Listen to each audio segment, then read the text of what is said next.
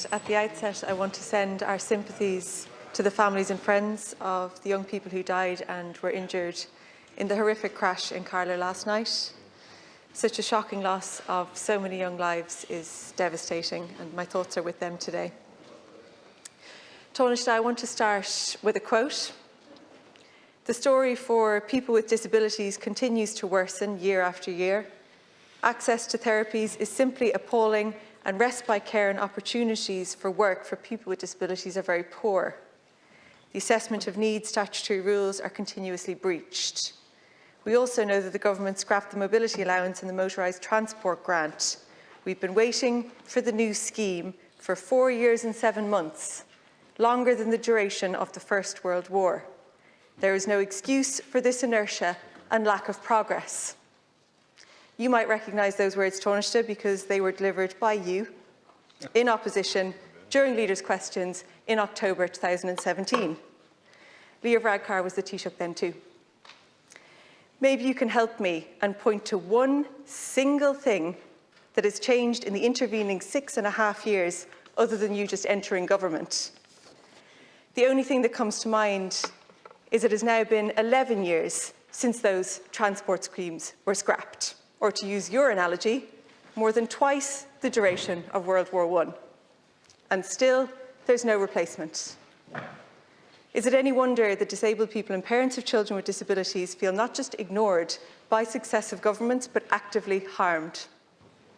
Because the consistent failure to provide basic supports isn't just some kind of an inconvenience, it's ruining people's lives. It prohibits early intervention, results in social isolation and increased rates of poverty, and ultimately prevents people from being able to live a full and independent life. Taoiseach, the delivery of disability services by this government can be summarised by one word: failure. The failure starts early, when children are left waiting for assessments and then denied access to essential therapies. And it continues throughout a person's life. When you can't access education, when you're locked out of employment, when you can't get nearly the amount of personal assistance hours you need, the list goes on and on and on. It's infuriating for people to listen to the same broken promises from successive governments for years. When you were in opposition, you made lots of commitments to improve services. What do you have to say about those commitments today? Taoiseach, tens of thousands of people are stuck on waiting lists. In fact, the only thing that disabled people are guaranteed access to in this country is a long waiting list. When is this going to change? My questions are: when will the Children's Disability Network teams be fully staffed? When will a new motorised transport grant be introduced? And when will you ratify the optional protocol of the UN Convention on the Rights of People with Disabilities? Could I first of all say, you asked the question what has changed or what has developed.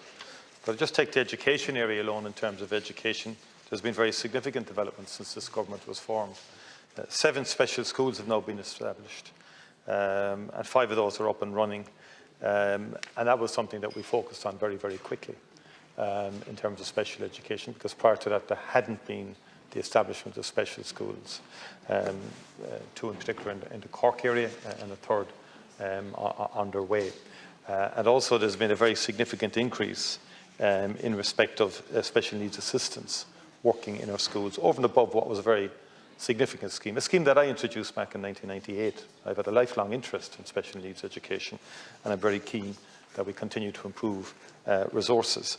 About 20,045 special education teachers will now be available for allocation to schools in 2024. That's 20% compared with 2019-2020 of an increase, when the number was at 16,626. And by the end of this year, there'll be 21,584 special needs assistants available to schools. That's an increase of over 35%. So there has been difference.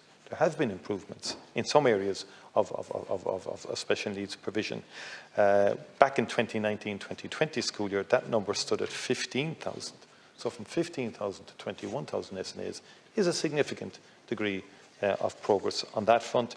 And about 51,000 children participated in the summer programme last year, which was an increase of 300% over the 2019 figure, and about 389 new special classes for this year, which gives us about 1,300 new special classes sanctioned over the last 4 years. And there is agreement for the Section 39 pay funding was reached in October, which had been raised in this particular House. And then in terms of the overall, in terms of the health side of it and disability, 700 million extra has been invested in disability between 2018 and 2023. 5 million hours of home support will be delivered this year in personal assistance and home support services. The Children's Disability Services, about 800 whole-time equivalent posts in the Children's Disability Network teams in recent years has been provided for in additional funding. 350 of those posts have been filled. There are issues around staffing vacancies due to staff movement. Remaining CDNT posts are at various stages of recruitment. People on disability allowance, blind pension, invalidity pensions are now €29 better off per week since the government took office. And then we brought a range of cost of living supports for the disability services in the cost of living package. And in respect of the disabled drivers and disabled passenger scheme, which provides relief from VRT and VAT on the use of an adapted car, as well as an exemption from motor tax, about 80 million is provided. There is a new scheme being developed. The senior officials group is meeting to bring that to a conclusion. Taoiseach, I'm going to start with a quote again. There is a very disappointing complacency, almost smugness, in the response to this kind of issue. It's now standard practice and mantra to just itemise what is seen as positives and so on, but not deal with the hard questions that are asked. Again, Taoiseach, they're not my words. That was what you said to the Taoiseach when he fobbed you off back in 2017, just like you just fobbed me off there. So I'll ask you again, can you please just deal with the questions that I've asked you? When will the Children's Disability Network teams be fully staffed? When will a new transport scheme be introduced? And am I to presume that that's a no on the ratification of the optional protocol? People have heard enough broken promises, enough itemisation of things like that. All they want are basic services, services the state has an obligation to provide, services that people have a right to.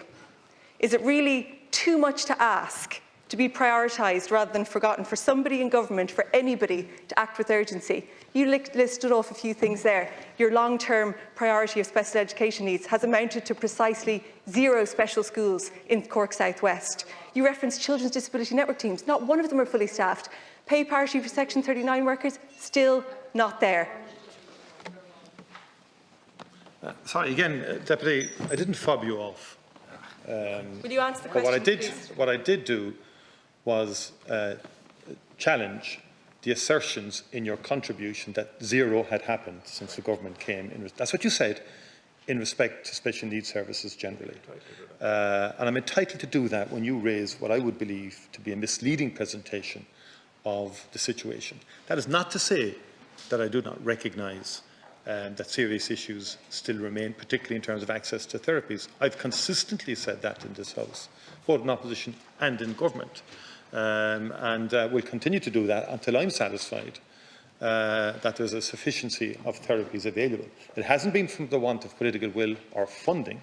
The HSE have had a model for quite some time around progressing disability, which I've had issues with and which I believe has been problematic and, in my view, of a nature that has reduced children's access to therapies, whereas I want to increase children's access to therapies, particularly in terms of special schools. I answered your question in relation to CNDTs. I answered your questions in relation to the disability motorised scheme in terms of the work that's underway there, and in terms of the protocol government is examining that. But the more fundamental issue is to get services and to increase services.